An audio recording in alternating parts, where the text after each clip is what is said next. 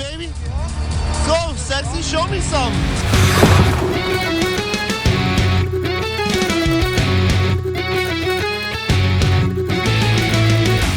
Taking it as Bergeron, nicely able to step away. From Winifred, they score! Here's a chance. Potter right in, and goalie scores. Oh my, what a move by the rookie. 2-on-1, Pasternak moving in with Marchand, get it to it, score! Into the zone, Hoyle dances in, backhand, score! Lindholm right wing corner. Pasternak is there. He scores! David Pasternak wins it for Boston.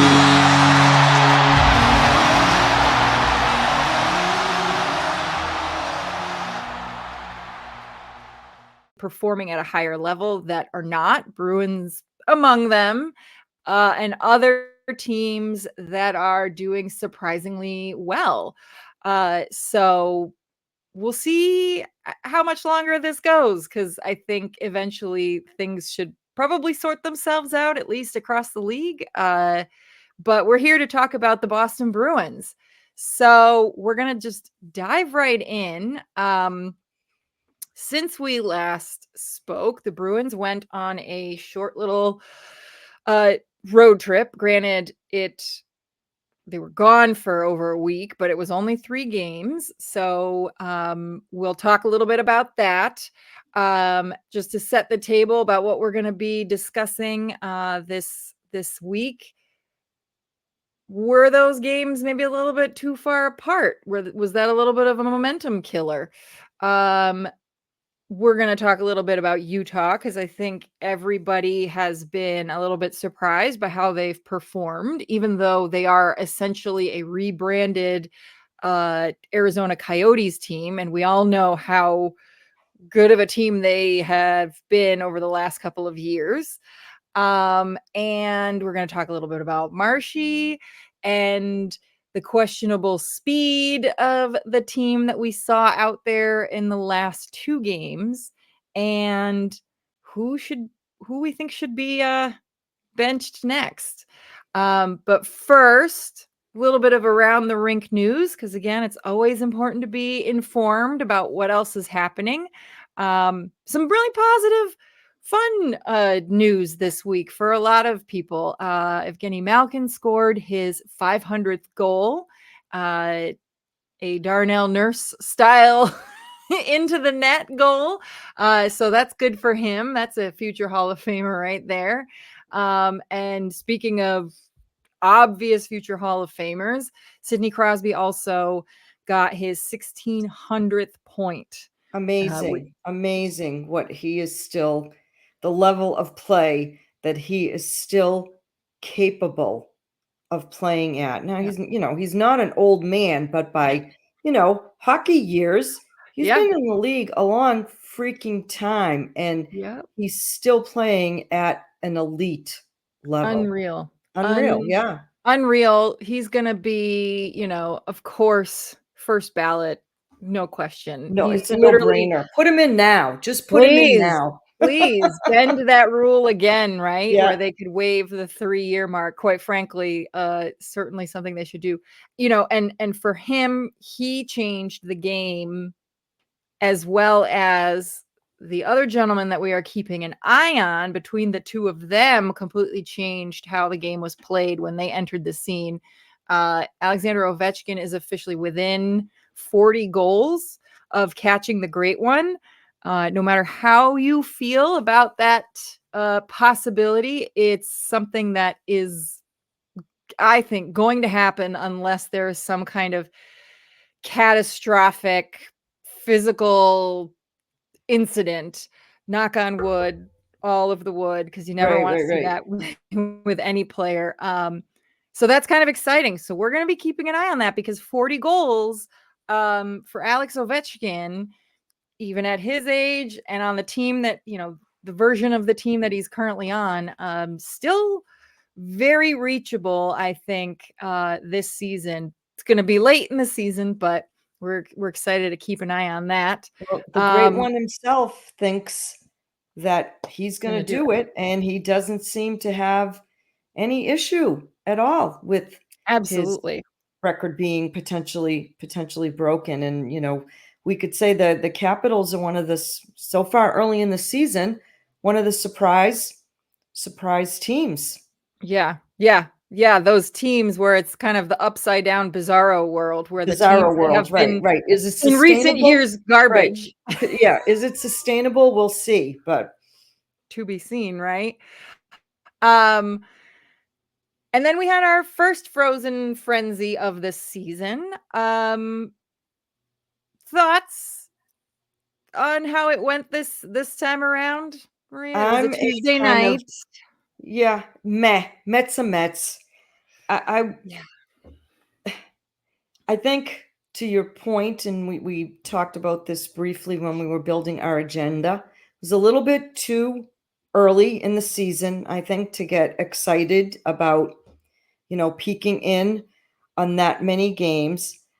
The format for me, when I turned on ESPN2 to kind of peruse and listen and watch what I think they're trying to build is the equivalent of a kind of a red zone, showing, hits and prominent plays and obviously the scoring.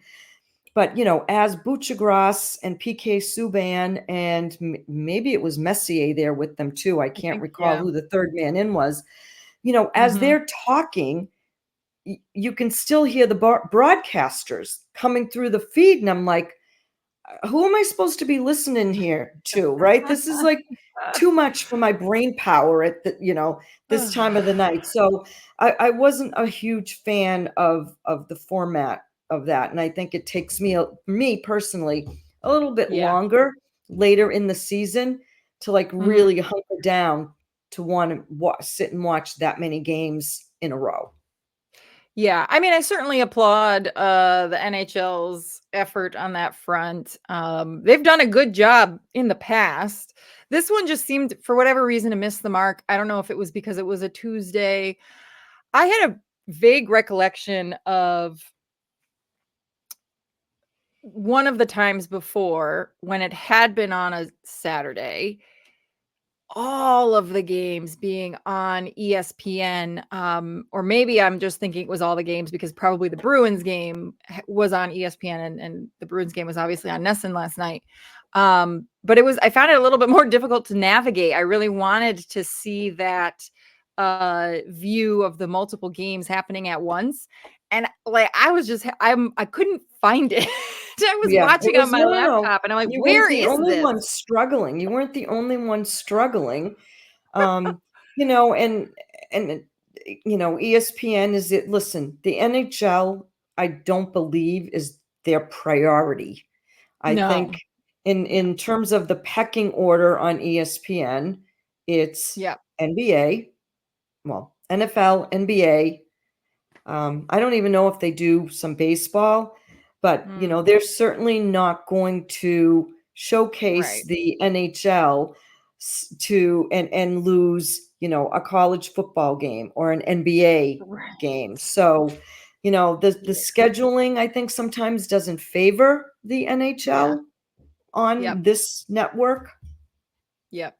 Yeah, I wasn't really sure why they chose something quite so early. But because the NBA hasn't started yet. The NBA officially started last night with the Boston Celtics raising banner 18. Congratulations to them, the winningest franchise in the NBA. I got to put a plug in for my local sports teams. A team in the city of Boston, the Commonwealth of Massachusetts, that actually knows how to win a championship, folks. Everyone else in town should take notice. Take notes. Take notes. But so I think that might have been some of it. It's a Tuesday night. The NBA hasn't happened yet. There's a gap for when the World Series begins. That doesn't begin until Friday, I believe. So this was a good way for them to potentially fill the void, so to speak. Fill the gap. Yeah. Yeah. So hopefully the next time they do it, maybe it'll be a little bit later in the season when the games actually matter. That makes it a little bit more exciting. Right now, it's just kind of, intro to hockey. I totally get it. I completely support it. Building the fan base early on, expose you to all the teams so you can maybe find a team that is Yeah. interesting to you. Bravo. Great. The rest of us, let's move on. Yeah. Yeah. Any exposure is good exposure, right? Exactly. So we are going to take a quick break and then we'll talk about the Bruins. There's nothing like seeing a hockey game live, especially an NHL game. But ticket prices can be outrageous these days. That's why I use the Game Time app. Game Time has tickets for all kinds of live events. Plus, they have a new feature called Game Time Picks that makes getting tickets to see the Bruins play live even easier. I love how I can get curated deals that make it easier to find the best prices on seats, and I can preview the seat view before I buy. And the lowest price guarantee is huge. You know how hard it is to be able to not spend an arm and a leg at TD Garden. Game Time guarantees the lowest price or they will credit you 110% of the difference. Take the guesswork out of buying tickets with Game Time Picks. Download the Game Time app, create an account, and use code THPN for $20 off your first purchase. Terms apply. Again, create an account and redeem code THPN for $20. Download Game Time today. What time is it? Game time. The quest for the Stanley Cup starts now. The puck's dropping on the 24-25 season. Get in on all the action at DraftKings Sportsbook, an official sports betting partner of the NHL. It's super easy for first-timers to get started. Try betting on something simple, like picking a team to win or a player to score. Go to the DraftKings Sportsbook app, select your team, and place your first bet. I'm loving the start that Mason Lohrei is having with this season, and I'm liking his odds of scoring that goal. And if you're new to DraftKings, listen up. New customers bet $5 to get $200 in bonus bets instantly. Download the DraftKings Sportsbook app now and use code THPN. That's code THPN for new customers to get $200 in bonus bets when you bet just $5. Only on DraftKings. The crown is yours. Gambling problem? Call 1-800-GAMBLER. In New York, call 877-8-HOPE-NY or text HOPE-NY 467-369. In Connecticut, help is available for problem gambling. Call 888-789-7777 or visit ccpg.org. Please play responsibly. On behalf of Boot Hill Casino and Resort in Kansas, 21 and over, age and eligibility varies by jurisdiction. Void in New Hampshire, Oregon, and Ontario. Bonus bets expire 168 hours after issuance. For additional terms and responsible gaming resources, see dkng.co/ftball. NFL Plus Premium offer available only to new and former NFL Plus subscribers. Additional NFL Plus Premium terms at nfl.com/terms. So could that have played a role in any of it? For me, the answer is no, because I think on our last podcast, I had said that I was excited about an early season road trip. Yeah. It gives the opportunity to get away from everything, from, your personal family responsibilities, go to hotels, spend an exclusive and extensive amount of time with each other. They did have practice time during this road trip. They were scheduled, I believe it was in Utah. They were scheduled to do some type of a golf outing, but the weather didn't cooperate. So the majority of the players opted not to do the golf outing. So no, I'm not going to let them off the hook with the fact that they had the luxury of having a couple of days off, because how many times did we all, in fact, many of us say last season, what a brutal schedule. They only have a day in between games. The NHL is sticking it to them with their travel schedule. So no, I'm not letting them. Yeah, I'm not selling that. I'm not selling that. No. I mean, fair. Not buying that. Fair Excuse enough. me. Yeah. That's fair. So obviously, we saw a very different game on Wednesday last week than by the end of this road trip. Are we worried at all about Brad Marchand in seeing how he was in those games? Because, you know, that Colorado game, everyone kind of came out super excited, super pumped, high energy. You know, we finally saw a goal from Charlie Coyle. Obviously, we saw our clearly our top line, the Kastelik line, because let's not call them the fourth line anymore. Right. Do No, no, their no. thing. You know, Pasta had a good goal. There was a lot of really good action, but even in that best game, you know, we didn't see the goal scoring Brad Marchand. Now we saw him take shot attempts, which some of those shot attempts, even throughout the whole road trip, I think last year we would have seen him pass because we didn't know about his elbow situation. Are you worried at all about his game? Yes, I am. Yeah. I How am so? worried. I am worried because he's, how do I put this nicely? He's getting up there. He's Mhm. getting up there. He's had 3 surgeries. Methinks he might have pushed himself back again a little too soon. I Hmm. think that was the case. Was it a season ago when he had the significant surgery and all of us were Yeah. shocked that he came Yeah. back as soon Mhm. as he did? Um, Yep. so something is not right because if he still had, you know, the youthfulness, for lack of a better Mhm. word, and the energy of past seasons and past Brad Marchands, and now you're adding on some injury history here with him. Mhm. I am concerned.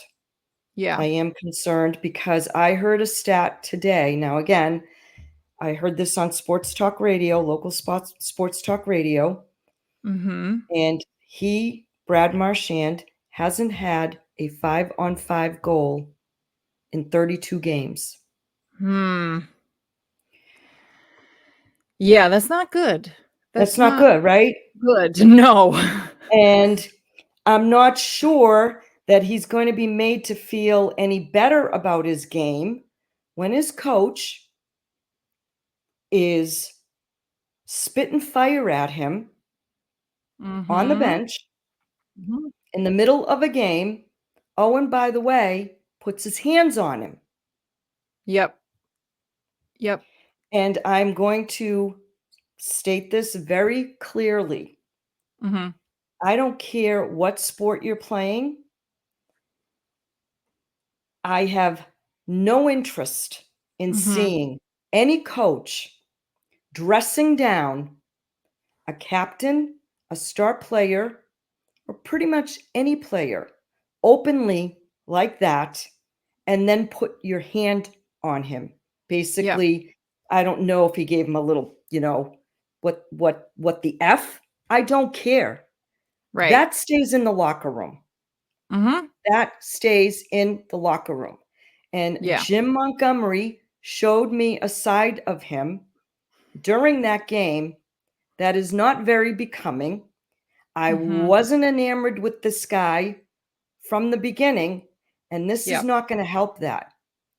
And you have got to be very, very careful as a Mm. coach in today's game with today's players when you do things of that nature Right. publicly like that. Mhm. Yeah. Maybe, I don't know, call me, I'll get off my lawn, old lady, but and I'm fine with it. It's my Yeah. opinion. That's how Yeah. I feel. Mhm. Yeah, I certainly was shocked when I saw it in the moment. I didn't even know that he had shoved him until literally the next day. I was listening to another podcast and they talked about it. I was like, wait a minute, what? I had to go back and see it because I missed it. Because it was just at the very end when right before the camera had cut away, like they were already starting play. And like, so obviously the shoving, like, never okay. I'm on the same page with you. Like, just like I tell my kid and how I've always told her, like, you use your words. You don't, when you're upset, like, you can be angry, you can be upset. You can't ever push or take it out on someone physically. Like, that's not acceptable. There is a time and place for some of that more fiery response from the coach. I think, wasn't it Belichick, famously would regularly, granted in closed door team meetings, Correct. go Correct. after Tom Brady and, like, Correct. you Correct. want to make sure that you're not right just or wrong, picking on right or wrong, but Right. it was done. There's It was done in the locker room. Right. Right. And there's a purpose to it, right? Because it's a motivator. It shows that nobody is above being pushed and criticized to become a better player. What shocked me was the fact that it was to Brad Marchand, Mhm. because I think everybody understands that he is the hardest working player on that team. His standards are probably unmeetable for most people on that team. If anybody knew how badly he screwed up, and it wasn't even like a bad mistake, he fell and it was a bad play, and that happens. It's not like It was didn't know what he was it doing. was It was a another mistake. turnover in the millions of turnovers that they had Right. during that game in Utah. Right. So if And the there's goal got anybody called on back. that team, Yeah. right, if there's anybody on that team who already knew, was aware of the gravity of the situation, it was Brad Marchand. So I think it's not necessary to ream him about a play that you could tell he was mad at himself when he Yeah. got off the ice. So you don't need to then kick a man while he's down. If someone who is less experienced did something like that and he yelled at them, okay, I get it. Maybe they do need it because, a bad habit. Like if, Mason Lowry did something stupid, the coach yells at him from on the bench. Like, I get that, right? He needs to learn. He can't do that. He's not ready for it. But of literally all the people, I'm watching this and I'm like, I think he knows, Monty. Like, I think he knows. Now, here's He's the what we last don't one you know. tell. Here's what we don't know. Maybe they have that kind of relationship where Marchand is fine with that kind of Right. fire coming at him. Okay? Yep. Maybe he's Mhm. fine. I'm just saying, Right. for me, from the outside looking in, I think there's kind of a respect layer that you don't cross. I think Monty crossed it because I don't know what their relationship is. That's what it looked like to me. I'm all for a coach being fiery, and God knows I've criticized Monty on more than one occasion for not being sometimes fiery enough with some of his responses, with the way his captain gets treated by the officials on the ice, Right. or the fact that the Right. Bruins get porked with some of these calls on Where's the that ice. fire and anger Right. on the Right. bench in Right. other Are you instances? This seemed out of nowhere. And this to me is another issue that we need to keep a very close eye on, is the fact that he doesn't have a contract extension yet. And we're seeing some snippets of Jim Montgomery that we have not been accustomed to seeing during his first 2 years as a coach here. Right. And I'm sure he's not at all thrilled with the fact that Paul Maurice has already received his contract extension from the Yeah. Florida Panthers, and he's sitting here, waiting, and waiting. And this is not a unique MO to Boston Bruins management. They play this kind of game Uh-huh. forever and a day. It's been happening Yep. since Harry Sinden, and it will continue to happen well beyond Jim Montgomery, however that Yes. ends up.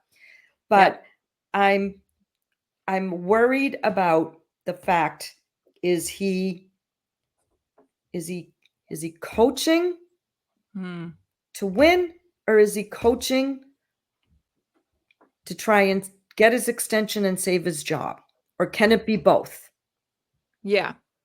Yeah, and I think it's a really tight line to walk because we know that there's more than one pathway for a coach to lose his job in the year.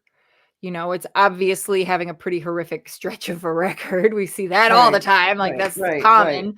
Yeah, Um, but it's also possible to lose the room, and that's what happened to Bruce Cassidy. He lost the correct. room. He did. And something like that, we don't know what's happening We behind don't the know, scenes. right? So, but that was the first time that we ever saw that publicly, and so I think a lot of people were really quite shocked. So, that And being it said, certainly didn't help in the game against Nashville, because you lost that game and you didn't even you scored not one no, goal in that game. no, So whatever result he might have been hoping to gain, right, yeah, certainly didn't seem to come to fruition in that game.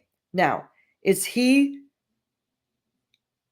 the yeah, reason why they had a million turnovers in 3 games? No. mm, No, mm, he's not. No, he's not. yeah, Is he the yeah, sole reason why they haven't been able to get, again, balanced scoring this early in the mhm, season? No, he is not. yeah, But here's what I will say. yeah, We, for the last 2 seasons, were very spoiled mhm, with the yep, quick starts of this team. They yeah, provided us with very, very surprising starts in the mhm, last 2 seasons with mhm, virtually the same type of personnel, not the same personnel, because some players have right, since left, but the same type of personnel. Perhaps this is who we thought the Bruins were. right, It can be salvageable, but mhm, right now, there's a rough patch. There's a definite rough patch that this yep, team has hit, and it's continuous turnovers, mhm, continuous penalties, the number one penalized mhm, team in the league, yep. and you It's can't get anybody going. But you're the only line right now that has blended and gelled and mhm, is playing cohesively is Mark Kastelik's line. yeah, Kastelik, Beecher, and Kepke. yeah, Thank. But now we see what can happen when they're yep, kept off the potential scoreboard. You right. have a 4-0 loss.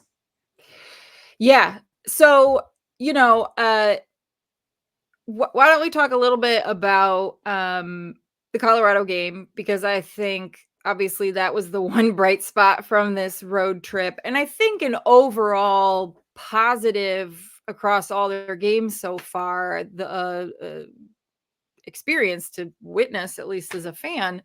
They went into this game, um, fast start, wicked fast start. The pace of the game was phenomenal. They maintained it the entire time. Um, you know, Colorado has been bitten with the injury bug, yes.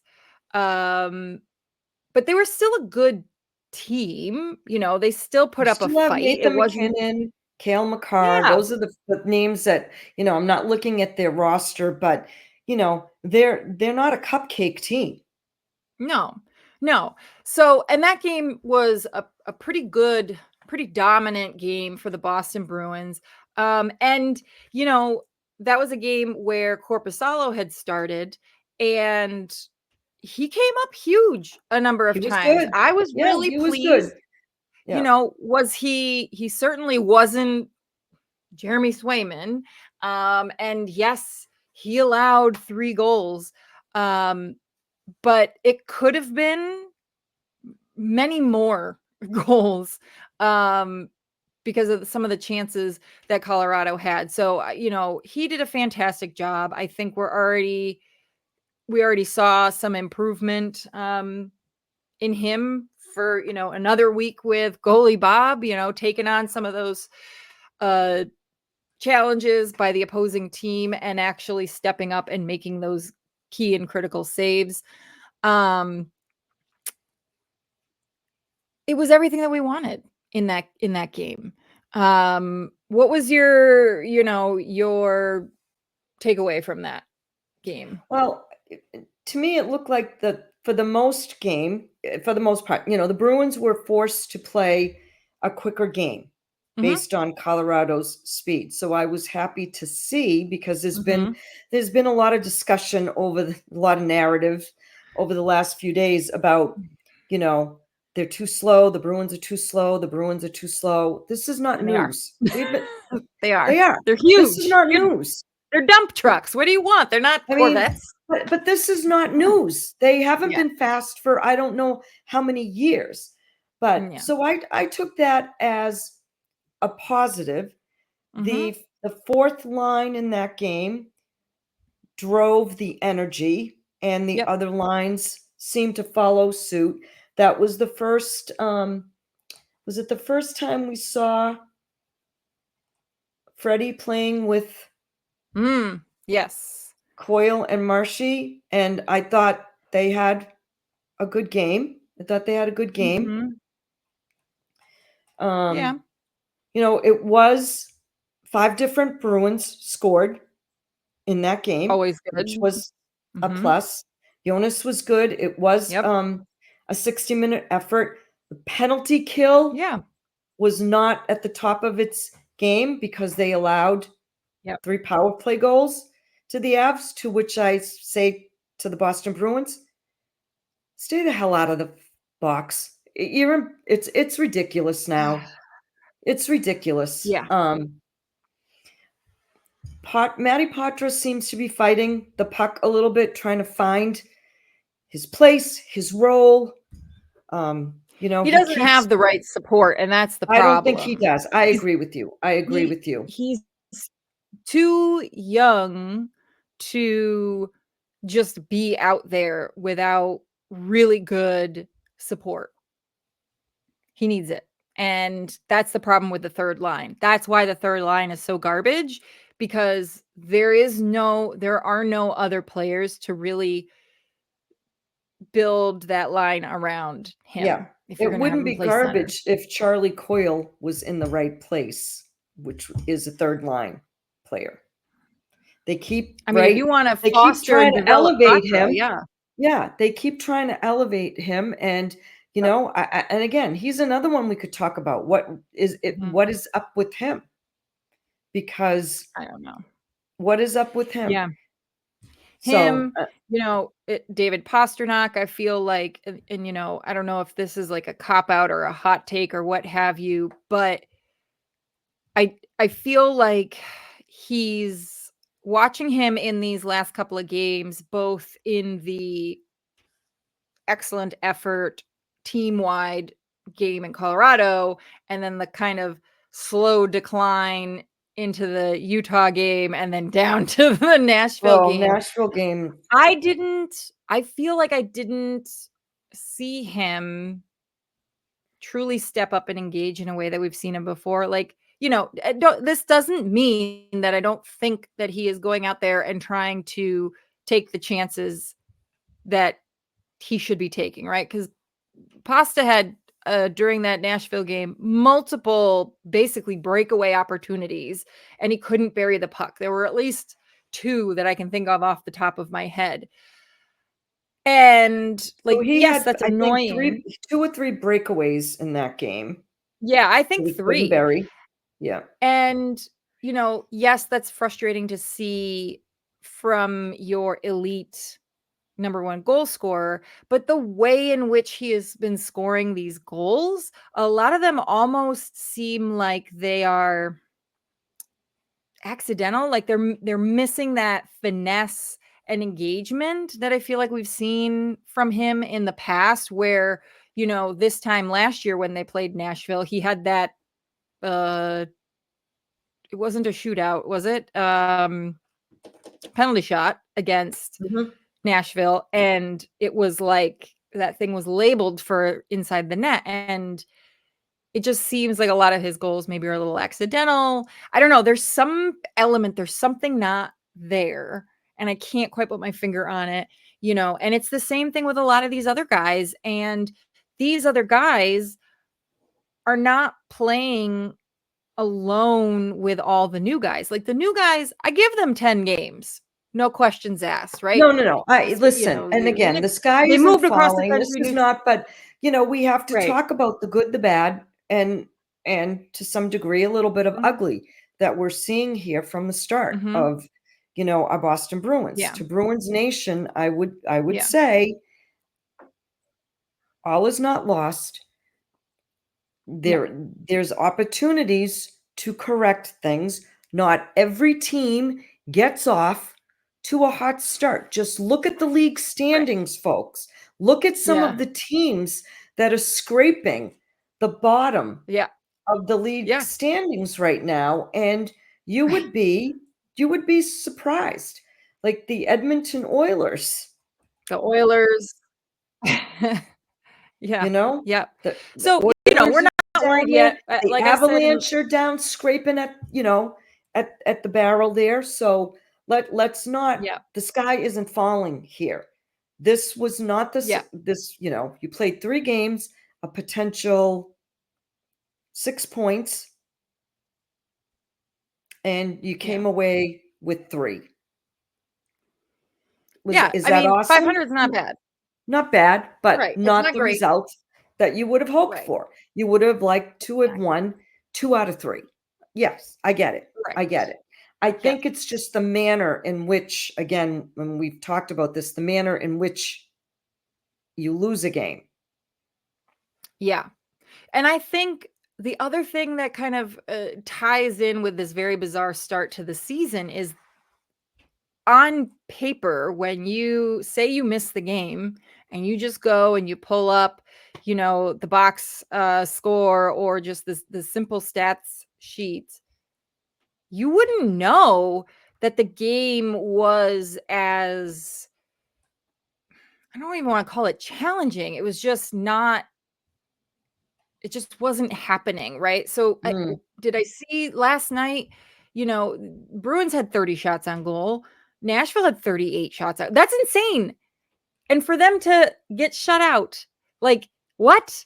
They're still right. getting that many? How is that Yeah. happening, right? They're just not clicking. It almost seems like it's just, in the words of Well, David and I will Pasternak, say there's this. no Right. chemistry.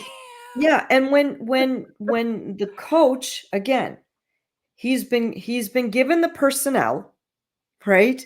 He's been Right. given the personnel by the general manager, and he's needs to try and make the best use of that Yep. personnel. He And it's hard to is break habits. right, and he's more aware than we are of the fact that you've got to get Brad Marchand going. You've got to get Charlie Coyle. It is imperative to Right. the long-term success of this team that those Mhm. guys contribute. David Yeah. Pasternak, he's got to be a regular contributor. Yeah. So while it's great that you've had this surprise from, Mark Kastelik and Beecher and Kepke, I've Yep. never heard of a 4th line driving your team for the entirety Yeah. of a season. So, Mhm. there I'm sure that the coaches themselves are struggling with, how are we going to get these guys Yeah. to Yep. respond to each other? Well, and the thing is with this with again this fourth line, a lot less is at stake for them. Right. So maybe they're not feeling those pressures, and that's how True. they're able True. to Yeah. connect and do so well, But so if you were Monty, who are you going to sit next game? Oof. Well, I'll tell you who I'm not interested in seeing again for a little bit is Max Jones. I'm not really sure that having him coming in and out of the penalty box is ideal. So I'm good. I'm good if he wants to stay out of the lineup for a little bit. I don't know how you can, again, without putting yourself in a very difficult position in the locker room, how you can sit out any of your big boys that you need to get Mm-hmm. going. Mm-hmm. You know, Trent Frederick, might I sit Right. him to send a little bit of a message? Maybe. Right. Yeah. Maybe. But I don't know how you sit anyone else in this lineup right now without it being detrimental, potentially. Right. Because then also, like, who goes Who in, do you right? who do But you slot in? Right? that Again, piece aside, because your roster is what it is. It's going to be right. what it is for the foreseeable future because you don't Mhm. have any money right now to sign Tyler Johnson if you want to. And it seems like they Mhm. want to sign Tyler Johnson. Not that he's going to be the answer to everyone's prayers, but it would Oh, but he could inject alleviate some something. of this moving down, putting this guy here, Right. We've Mhm. seen this movie before. And we have said, I wish he would stop doing this and just let these lines try to Exists, develop. yeah. Yeah. So, let's, for our little thought experiment, take, And Morgan Geeky too. I'm not getting any I don't know what's going on vibe there. from him either. Assume you don't have to worry about who you would slot in if all you had to worry about was who you're going to sit, because you're like, you know what? I don't want to see you for a little while. Besides Max Jones, is there anyone else that you would do that with? Yeah, Geeky. Yeah. Geeky. And I'd put Freddie there too. Yeah. That he For more needs so to. because he's not doing anything. Because like I get it with Max Jones, he played last night, right? So that was the game where, I mean, he was in there 3 times in a pretty short period of time. Like that's straight up detrimental in its own way. Can I For give you a me, stat about Freddie? of course. All right. So 7 games played. This is from Mhm. Quant Hockey. 7 games played. Freddie has 1 point. And he's a -7. Wow. Oh yeah. Everybody's terrible right now. Everybody's in minus basically except for a handful. I will say, and again, I'm going to wait to have a full opinion after 10 games. But I would like to see perhaps a little more measured control from Zadorov. Just a little bit. Like, I know that there are penalties that, he's not going to have a ton of control over, right? When you are as big as you are, there are penalties that are going to happen because of your sheer size, right? Your elbow happens to be at the right height for a lot of other guys' heads in the NHL when you are 6'6". But some of the other decisions that I've seen him make. And he's not the only one. Like the Nashville game, rife with stick infractions. And to me, when you have the number of stick infractions, the Because hooking, you're getting caught out of you're position. You're getting sloppy. beat. Yes. And you have You're no getting other beat. way to make up for those mistakes. You're getting You're beat. grasping at straws, desperately trying to stop whatever play is happening because you aren't where you're supposed to be. You're not doing your job. And that's kind of, like my comment about David Pastrnak.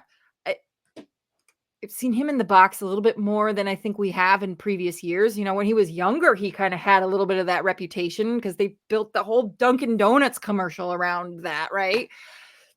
Already he's been in the box for a few times for these kinds of infractions. And I'm like, that's sloppy for someone of his talent and caliber. He shouldn't be doing that. So that's kind of a little bit annoying to me right now. And that comes from frustration as well. Right. So, And while I'm just on Nikita Zadorov, that's the risk reward that we knew. yes. And when bringing this guy in, that was Yes. part of the, I don't want to call it baggage, but part of the Yes. minus side, because he's had that That's who he element is. to his game, Yeah. where he's going to go to the box.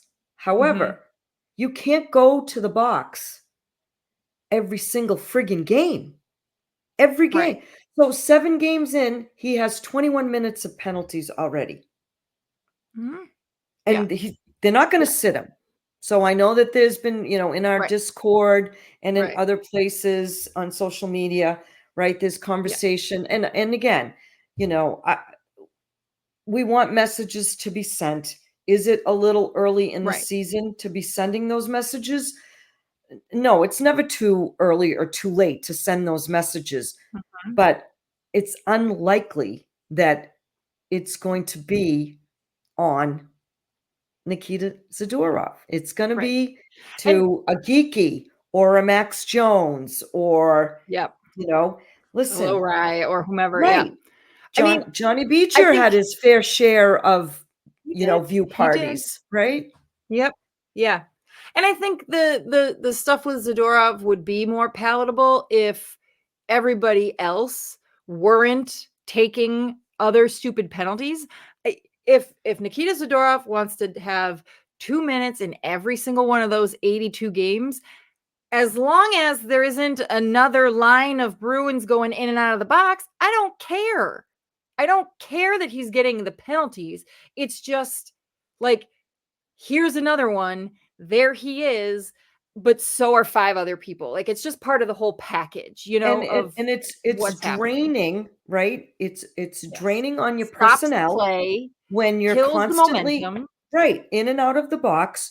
You can't get your regular lines, whatever lines Right. set up for that game. You can't get them in a good flow because you got these guys coming in and out of the freaking box. Right. And your Paso's not penalty getting his kill chances. units are constantly out there. Oh, by the way, and then they need to play their regular shift with their regular line mates. So it's not a sustainable recipe. I don't think it's going to be one that is going to continue, because this just isn't Boston Bruins hockey. To be the number one penalized team in the league, only 7 games in the season is not part of their DNA. So, Not the modern one, at least. Right. Not this iteration. Back in the 70s, maybe, right? That was a badge of honor. The big bad Bruins, right. Yeah.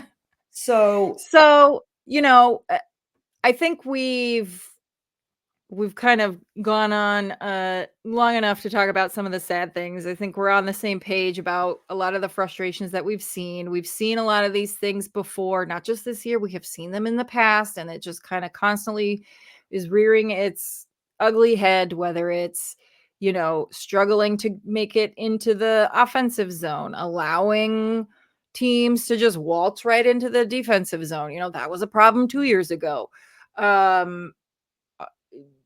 these constant stick infractions. Like we've seen that kind of come and go. And so, again, we've said this, we will always say this on this podcast until it's truly not the case anymore. But we like to take that measured approach and say, we take this one game at a time, 1 week at a time. The season is long. Things can change. Things can happen all the time, Right. and at the end of the day, all the Bruins have to accomplish first and foremost is to make the playoffs. So, every week we will come back, we will be honest in our opinion and what we think went well, what didn't go well, because hopefully there's always something that goes well. I mean, we didn't even get a chance to, and we won't have time to really talk about how Jeremy Swayman was the MVP basically for the 2 games that he played. And the man only allowed as many goals as he did because he basically had no defenders, and lesser goalies would have probably let in 3 times as many goals. So, he's for our, we'll go into our stick taps and penalty box. Let's do penalty box first because I want to end on a real positive note. Okay. So that way we can be optimistic going into the Dallas Stars game. So who or what is in the penalty box for you this week? Turnovers, turnovers, turnovers. Turnovers in the Colorado game, 15. Utah game, 22. 22. That's Nashville, unacceptable. 19. Okay. Penalty minutes. The penalty minutes are unacceptable at this part of the early season. I'm sorry. Unacceptable that you're the highest penalized team in the league right now. Yeah. Pasta, we discussed this, seems a bit off, disengaged. I wonder if some of that too can be a bit of frustration because again, you want the chemistry of Pasta, Zacha, and Lindholm. And Zacha, to me, has been working his ass off on that with that first line. He's working so hard. Is he sometimes more defensively responsible than some might like him to be? Okay, I might give you that. But Sure. hell, somebody should, somebody needs to fill that void. And I know Elias Lindholm is excellent. He's been great. I have no complaints. No. But that was a unit that you were coming to rely on. But then, Zacha's been kind of slotted someplace else. So I wonder if that has an effect because, again, for a while, I used to say that David Krejci seemed to need a particular binky to play with. Yes. And to play well with. And I'm wondering if that is something that, Pasta needs. No, to build that chemistry. Yep. To have that sense of, I know what you're going to do before you're going to do it. You know where I'm going to be. So I think that's stuff that they're still trying to work through in this early part of the season. Yep. And we talked about, the sloppy, the sloppy stick work. Just again, that's what leads to the penalties. Yeah. Yep. I agree. And I think for me, I'm also throwing in basically the decor because, I always like to say, well, goalies win pucks, but for the love of God, you cannot do that to Jeremy Swayman. We have talked a lot about how you can't, or him too, you don't want to do that. I mean, you don't want to do it to him too, but like if you are expecting Jeremy Swayman to be this number 1 goaltender, right? And we already know that this year he's probably looking at the 50 games as he gears up then for his following year where he's going to be taking on that true full-time load. But if you keep forcing him to play in this way, that's not good goaltender management, right? Because now you're having him play way more than you want he him to. should be. Yeah. Right. Yeah. So, don't hang him out to dry because the man can only do so much. And so, on the flip side, for me, the stick tap was his Gold Glove. My God, the glove work. I don't know if I just don't remember it being that good last year. I don't know if I'm just not remembering, but so many times, especially in that Utah game, and I definitely saw in the Nashville game. I mean, his glove was there at all times on that puck, freezing it left and right. Just phenomenal glove work. I was so impressed. It really stood out. And that, I think, says something because everything he did was fantastic. And that was like to another level for me. Fantastic. Many stick taps. No, How about no. you? What did you love? So here's for me, and again, I thought that the Bruins were able to maintain the pace of play that Colorado and Utah were dictating. They seem to have a lot of speed, and I have to say that I was pretty impressed with the fact that the Boston Bruins were able to maintain, and on a couple of occasions, a really frenzied pace of play. Now, where I think they might have faltered a little bit is maybe in the late stages of those games, in the third period of those games, where, again, I don't know if it's a conditioning thing, a fatigue thing, an altitude thing, but they didn't seem to be able to sustain the same pace of play that they had been sustaining in the first two periods. They weathered the storm in the Colorado game. They weren't able to weather the storm in the Utah game. And I know you had posed a question about, is Utah the real deal? I think they're the real deal. I do too. I think they're better than anybody thought they were going to be. And listen, there's something to be said for the fact that, the players that were part of that, shit show in Arizona now have an actual arena to play in and an actual owner who pays the bills, who cares about hockey and professional sports in general. Yeah. And the fan base is crazy for them. I was pleasantly surprised too by how many Bruins fans there were at both the Colorado and Utah. Well, all three games, but that shouldn't be a surprise, Maria. We travel so well. I know. We travel so well. But I thought that's a good team. They surprised me. Yeah. I did wonder for a really long time, okay, are they just a pig in lipstick or are they real? And, and I don't think they had a ton of significant activity over the summer in terms of the free agency. They certainly didn't have the big splashy free agency that other teams had.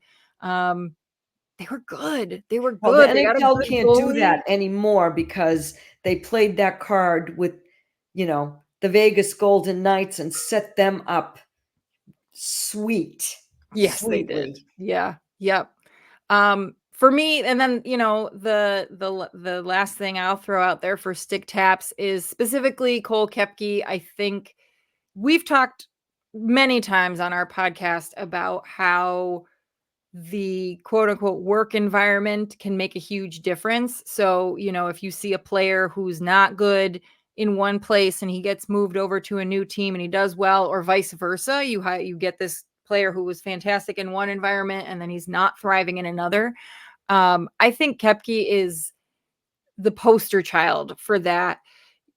I've never heard of him before this year. He played a handful of games for Tampa Bay and he just really hit the ground running. Super impressive. Whatever it is, whether it's the culture, the environment, the style of play, the structure, what have you, he is the perfect example of how you can finally find your home and it clicks and he's just off to the races. And I love seeing those kinds of stories in the game of hockey, to just see how someone can experience that. So I love this guy. I can't wait to see what else he does. That on this whole team. that entire line Mhm. is just continues to be, you know, Amazing.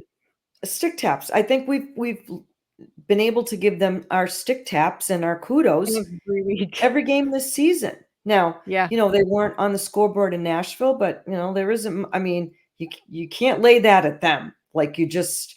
Kepke was the only one who was able Yeah. to get into the Nashville zone without any problem. Like, no other Bruin could get past that blue line, but Cole Kepke just waltzed right in. I'm like, how? Why is he the only one? How is he getting in? I don't understand.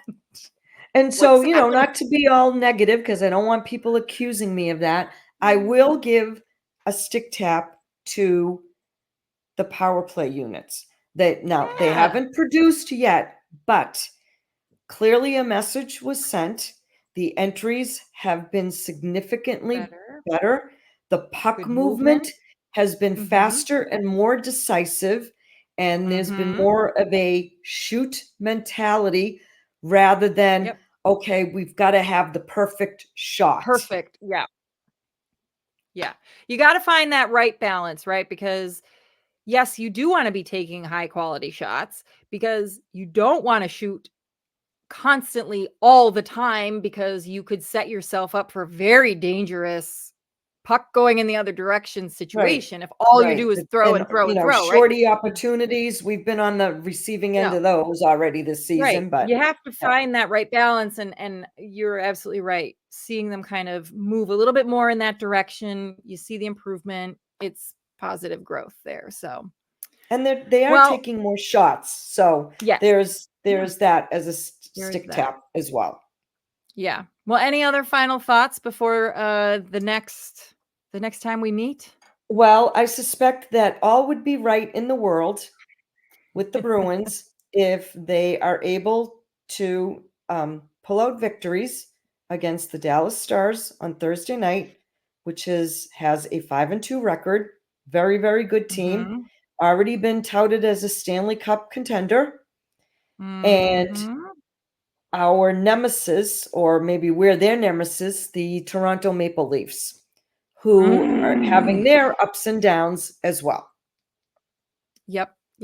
And yes, I think we're going to be recording next week ahead of that Flyers game. So we'll only have 2 games to talk about, but I think those are going to be 2 pretty significant games. You might even say potential bellwether games to Well, see. they're going to be litmus tests. I think, Yes. who the Boston Bruins could be or are or might be could potentially be measured Yep.